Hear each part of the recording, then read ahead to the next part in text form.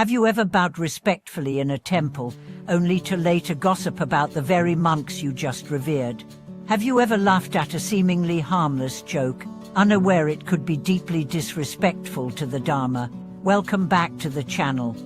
Today, we are diving into a critical yet often neglected subject, the invisible traps in speech and behavior that can quietly undermine a Buddhist practitioner's path. We'll focus on two key revelations. First, harsh judgments against the Sangha often stem from our own ignorance and jealousy. Second, real reverence and support for the three jewels Buddha, Dharma, and Sangha require much more than surface-level etiquette. After entering the path of Dharma, many practitioners assume that observing physical precepts is enough. But Buddhism teaches that the purification of body, speech, and mind is inseparable. Words spoken in jest, passive-aggressive comments, or even silent criticisms all have karmic consequences. The sixth patriarch Huineng warned that to speak casually about the Sangha, or interpret teachings out of context, is to commit one of the gravest as slander of the Sangha. Let's begin with a story from a temple ceremony. A lay practitioner observed a monk chanting sutras with a quiet voice and unsteady posture.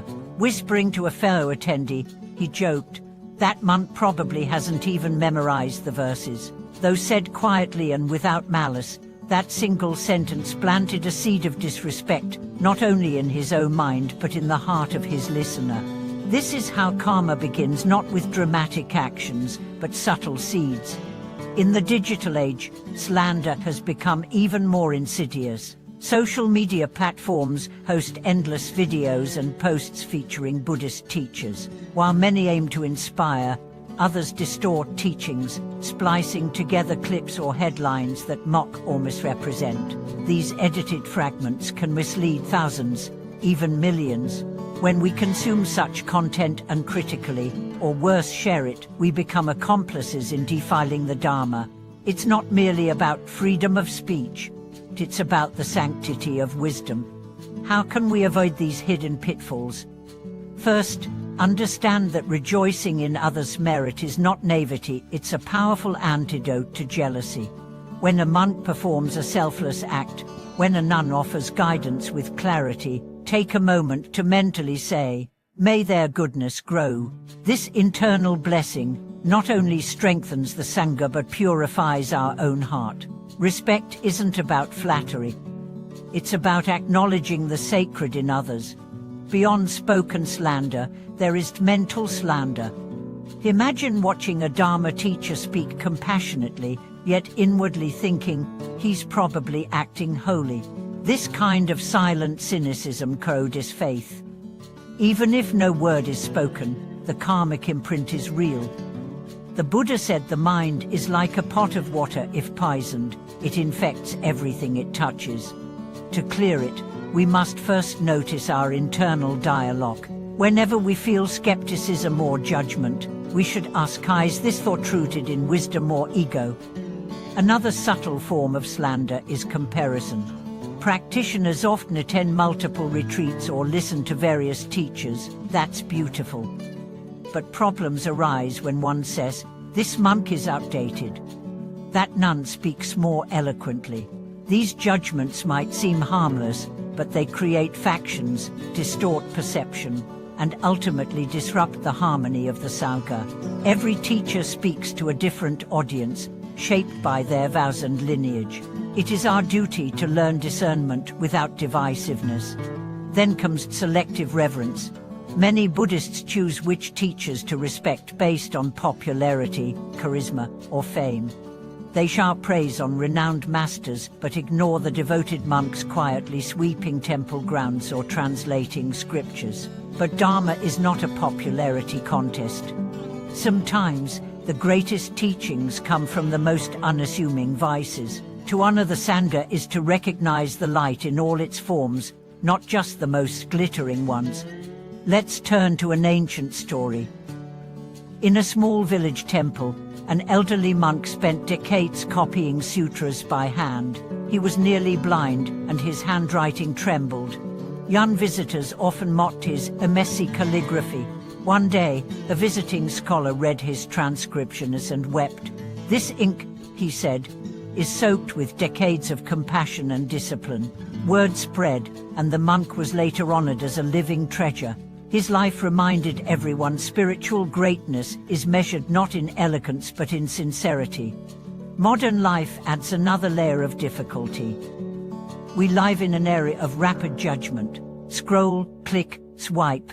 Within seconds, we form opinions. But Buddhism teaches patience, contemplation, and humility. Next time you see a Dharma video or hear a teacher speak, pause, reflect. Instead of asking, "Do I agree?" ask, "What can I learn?" I recall a personal lesson. I once heard a monk's teaching that felt too strict, even harsh. My mind rebelled.